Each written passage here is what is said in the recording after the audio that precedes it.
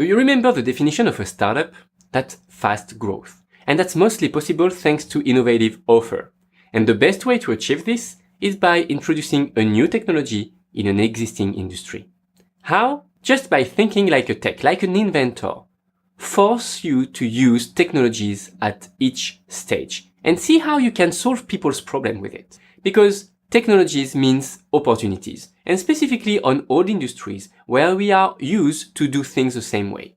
Like by adding Internet of Things or artificial intelligence or maybe virtual reality that open brand new market for your startup. The other day, for example, I've used an app called Magic Plan. I just wanted to measure a room in my home. What I did is I just used my phone and I use a camera to measure my room that way. That was very simple and that provides me a very detailed and precise PDF plan of my room, just thanks to my phone and the webcam integrated inside. So think about your own industry. How can you improve your practices, your daily practices, thanks to this type of technologies? So doing the startup ideations really mean thinking like a tech.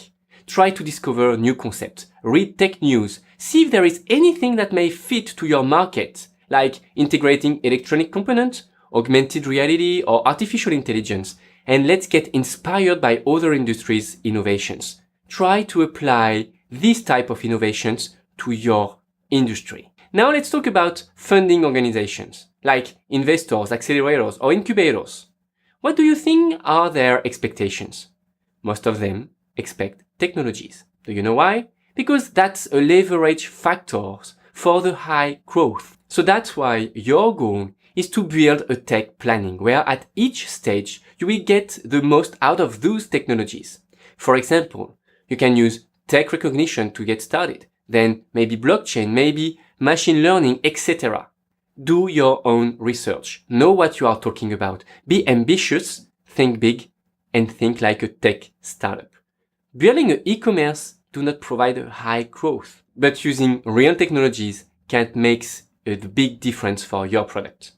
So if you want to get deeper to that topic, I created a course about it, the best technologies for your startup.